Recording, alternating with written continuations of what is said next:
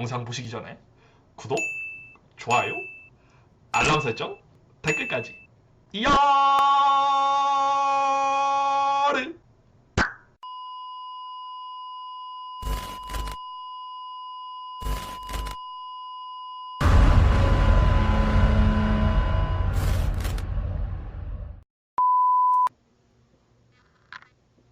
안녕하십니까 시청자 여러분, 망구 엑스파일 망했다의 망구입니다.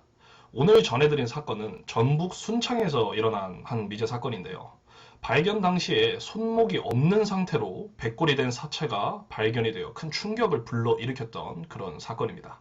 오늘 망구 엑스파일 바로 순창 손목 없는 백골 사체 살인 사건입니다.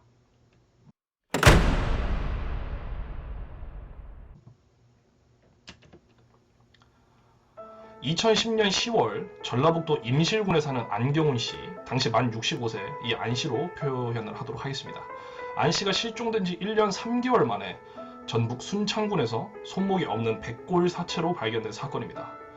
백골화된 사체에서 유일하게 손목 부위만 나오지 않아서 범인이 잘라가지 않았나 했지만 부검 결과 시신에 대해 별다른 외상이 없다는 소견이 나와서 크게 혼란을 주었는데요.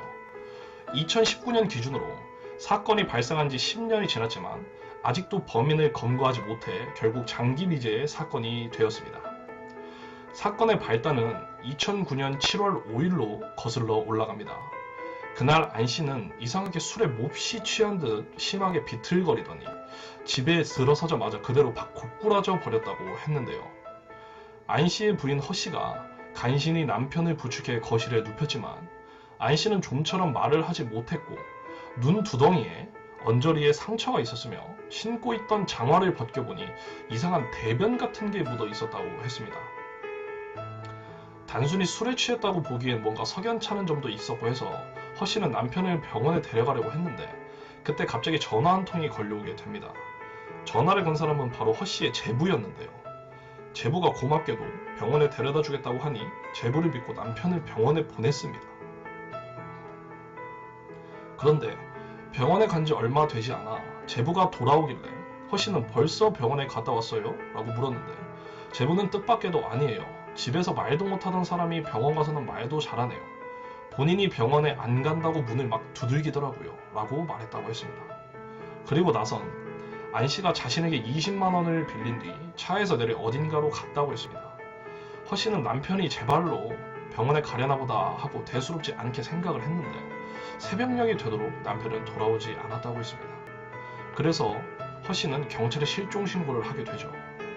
제부는 안 씨가 버스 정류장 근처에서 내렸다고 하였습니다. 그런데 그 정류장은 평소 인적이 뜸한 곳이라서 목격자를 찾을 수도 없었고 또한 그 정류장 근처에 병원은 단 3곳만 있었는데 그 어느 곳에도 안 씨의 흔적을 발견할 수가 없었는데요. 그렇게 안 씨는 장기 실종이 되어 결국 1년이 지나도 생사를 도무지 알 수가 없게 되어버렸습니다. 안 씨가 실종되고 1년 3개월이 지난 2010년 10월 순창군 팔덕면 월곡리의 한 야산에 약초를 캐려고 올랐던 약초꾼이 기이한 광경 하나를 목격을 했는데요. 먼저 그의 눈에 들어온 것은 동물뼈 조각 수십 개처럼 보이는 무언가였습니다. 구덩이가 약간 파인 상태에서 자세히 바라보니 동물이 아니라 사람의 등뼈였는데 사체는 약 30cm 정도 깊이에 비교적 얕게 묻혀 있었고 속옷만 입은 상태였습니다. 이미 시체가 부패가 다 진행되어서 시신은 백골이 되었는데 유골 주변에는 그 사람의 신원을 알만한 단서가 전혀 남아있지 않았습니다. 뼈밖에 안 남았다 보니 사망자의 사인도 알 수가 없었고 다만 한 가지 특이한 점은 시신은 딱 손목 부위만 없었다는 건데요. 유골을 수습한 경찰은 3개월에 걸쳐 사망자의 신원을 파악하기 위해 노력을 했고 마침내 16개월 전 임실에서 실종된 안 씨의 유골이라고 결론을 내렸습니다. 안 씨는 임실에서 실종된 후 1년이 넘는 시간 동안 도대체 어떤 일을 겪다가 순창에서 시신으로 발견이 되었을까요? 이 사건에 의문점이 몇 가지 존재하는데 한번 살펴보도록 하죠. 우선 첫 번째로 안 씨는 생전에 전라북도 임실에서 거주를 했고 순창에는 어떠한 연고도 없었습니다. 사건 당시 안 씨는 거주지인 전북 임실군 덕치면에서 나와 전주 시내에 있는 병원으로 가려고 했는데요. 근데 왜 시신이 순창에서 발견되었을까요? 경찰 측에서는 당초 안 씨가 교통사고를 당해 사망을 했고, 교통사고를 일으킨 범인이 안 씨의 시신을 차에 싣고 순창으로 가서 유기했다고 판단을 했습니다. 한마디로 안 씨가 뺑소니를 당했다는 의견이었죠. 하지만 그것은 사체 부검 결과가 나오면서 바로 반박이 되었습니다. 안 씨의 시신에는 외상의 흔적이 전혀 없었다는 분석이 나왔는데요. 즉, 교통사고가 직접적인 죽음의 원인이 되었거나 생명을 위협할 정도의 강한 충격을 줬다고 볼 만한 그런 손상은 없었다는 게 당시 법의학자들의 의견이었습니다. 그리고 두 번째 의문점은 경찰이 이 사건을 수사하면서 가장 난항에 빠진 점이 바로 사라진 이 손목이었는데요. 안 씨의 시신은 이미 부패가 거의 다 끝나서 뼈밖에 남지 않은 상태였는데 이상하게 손목만은 남아있지가 않았습니다. 쉽게 생각해 볼 수 있는 것은 동물이 훼손을 했거나 범인이 의도적으로 안 씨의 양손을 잘라갔다고 보는 것이었는데요. 그런데 이 예상은 아주 절묘하게 빗나갔습니다. 안 씨의 양손목은 정확하게 관절 부위에서 소실이 되었다고 합니다. 동물에 의해 훼손된 것이라면 단면이 물어뜯겨서 너덜너덜하거나 찢어져 있거나 이래야 정상인데, 일단 손목에서 외상의 흔적은 전혀 남아있지 않았으며 그냥 통상적인 매끈한 관절 단면이 유지된 상태로 발견이 되었는데요. 그렇다면 누가 칼로 잘라간 것일까요? 그런데 그것 또한 아니었습니다. 유골에는 칼로 잘려나간 흔적이 전혀 없었기 때문인데요. 부검에 참여한 당시 법의학자들은 누군가가 도구를 쓰지 않고 오직 손기술만으로 손목뼈를 탈골시켜 빼냈다라는 결론을 내렸습니다. 도대체 범인은 왜 이런 기이한 행동을 했을까요? 이 당시 범죄심리학 교수들과 법의학자들은 범인이 증거인멸을 위해서 저지른 짓이거나 손톱 밑에 자신의 신분을 확인할 수 있는 표피세포인 피부 아니면 살점 등이 남아있었기 때문에 손목을 가져갔다고 주장을 했습니다.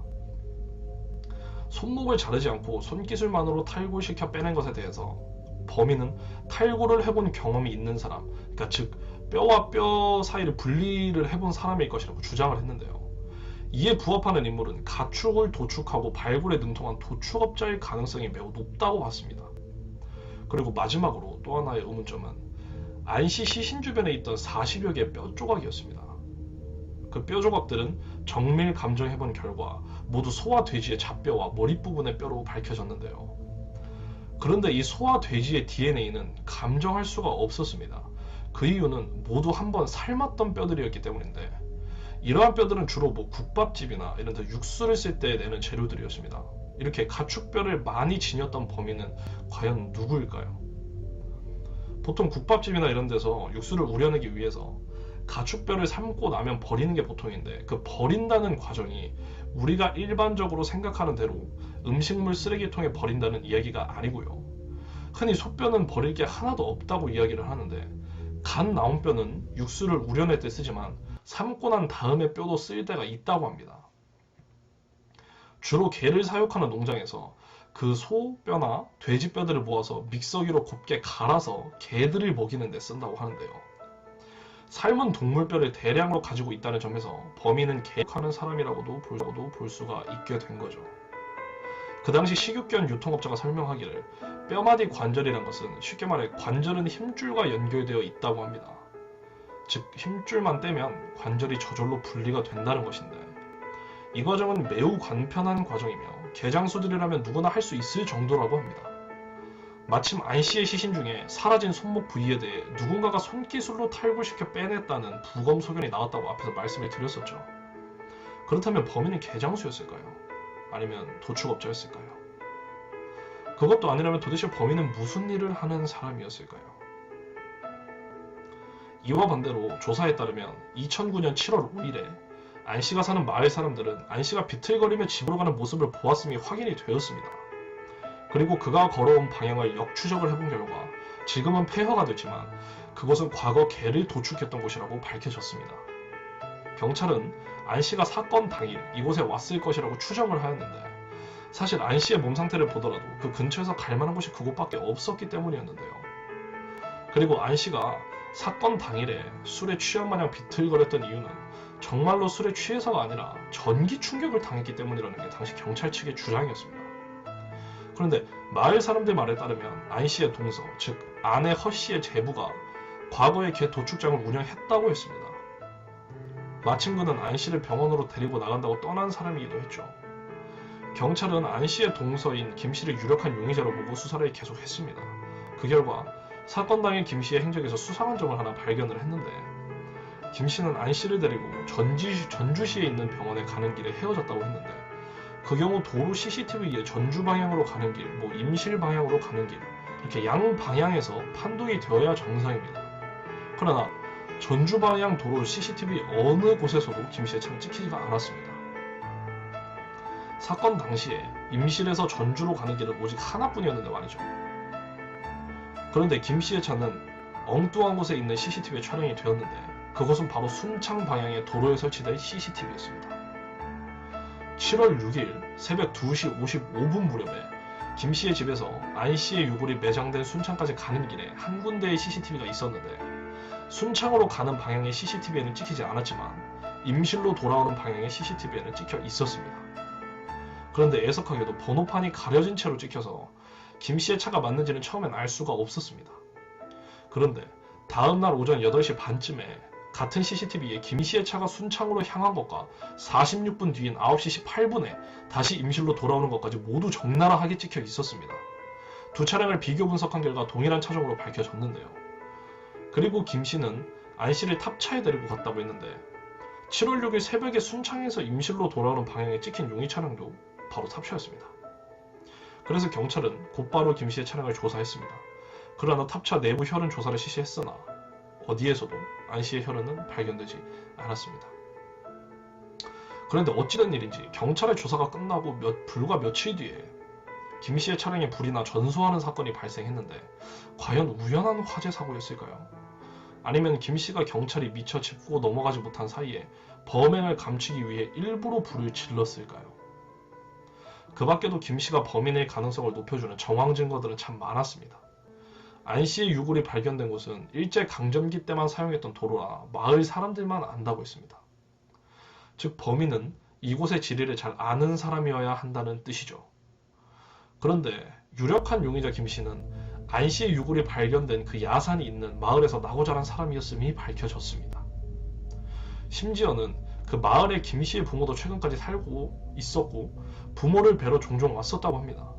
얼마 전에 부모가 죽은 후에 이사를 갔다고 했고, 그가 살던 집은 아직도 고스란히 남아 있었음이 밝혀졌습니다. 또 안 씨의 아내 허 씨는 갑자기 살던 집에서 쫓겨나야 했는데 자신도 모르는 사이에 집이 경매로 팔려나갔다고 했습니다. 본래 안 씨는 임실에 살던 사람이 아니었고 제부의 도움을 받아 임실에 정착했다고 하며 집도 김 씨의 명의로 했다고 했습니다. 그런데 알고 봤더니 김 씨가 안 씨 부부 몰래 그 집을 담보로 대출을 받았음이 드러났고, 김 씨는 노름에 손을 대서 거액의 빚을 지고 있었는데 자그마치 1억 4,500만 원 정도에 달했다고 합니다. 그런데도 그는 계속해서 노름을 했고, 그 노름을 하기 위한 돈은 그 집을 담보로 대출을 받아왔던 돈인 것이 밝혀졌습니다. 그리하여 경찰은 김 씨가 이 사건의 범인이고 동기는 금전 문제이며 처음에 전기 충격기를 써서 안 씨를 실신시키려 했으나 실패하자 2차로 병원에 데려가주는 척하면서 단둘이 남았을 때 안 씨를 살해하고 외지인이 알기 힘든 순창의 야산으로 끌고 가서 안매장했으리라고 주장을 했습니다. 손목을 도구를 쓰지 않고 순수하게 손기술만으로 탈골시켜 빼낸 점과 주변에 동물뼈를 흩뿌려 놓은 점으로 볼 때 범인은 개장수를 했던 김 씨와 모든 정황 조건이 일치했기 때문에 설득력을 높여주게 되었죠. 그러나 이 사건의 범죄자로 김 씨를 단정짓기에는 가장 큰 문제가 있었는데, 바로 결정적인 물증이 없었다는 점입니다. 김 씨가 범인이란 사실을 입증할 만한 증거들은 모두 정황 증거들 뿐이었고, 범인이라고 확증해줄 만한 결정적인 증거가 없었습니다. 당장 안 씨가 어떤 방식으로 살해당했는지도 알 수가 없었고요. 7월 6일 새벽 2시에 찍힌 차량과 이 길 오전 8시에 찍힌 김 씨의 차량이 동일한 차종이라고 했지 같은 차라고 하진 않았으므로 이 역시도 증거를 채택할 수가 없었기 때문에 수사에 큰 혼란을 빚게 되었는데요. 대한민국에 탑차가 그 차 한 대만 있는 것도 아닐 뿐더러 만일 7월 6일 새벽 2시에 찍힌 그 용의 차량의 번호 차량이 찍혔고 그게 김 씨의 차량 번호판과 동일하다면 증거가 되겠지만 그렇지 않았기 때문에 증거로 삼을 수가 없었던 겁니다. 거기다 김 씨의 차량은 불에 다 타버리고 말았기 때문에 결국 경찰은 김 씨를 범인으로 체포할 수 없었고 사건은 현재까지 7년이 지나도록 해결되지 못했습니다. 오늘 사건 여러분 어떻게 보셨는지요? 이번 사건도 저번 망고 엑스파일 사건과 같이 확실한 용의선상에 있는 범인을 특정했음에도 불구하고 뚜렷한 물증이나 확정이 없어서 결국 범인을 잡지 못하고 미궁 속으로 빠져버린 사건이었는데요. 그 당시 이 사건의 범인은 이 모든 것을 사전이든 사후든 아니면 수사 과정에서든 그때그때 발맞추어 자신이 범인으로 몰릴 만한 증거가 될 부분들을 하나하나 지우고 숨겨가며 어찌 보면 경찰들과 이 사건을 수사하고 추정하고 판단하는 모든 사람들로 하여금 보이지 않는 어느 곳으로 범인 자신은 숨어 들어간 것이 아닐까 생각해보게 되었습니다.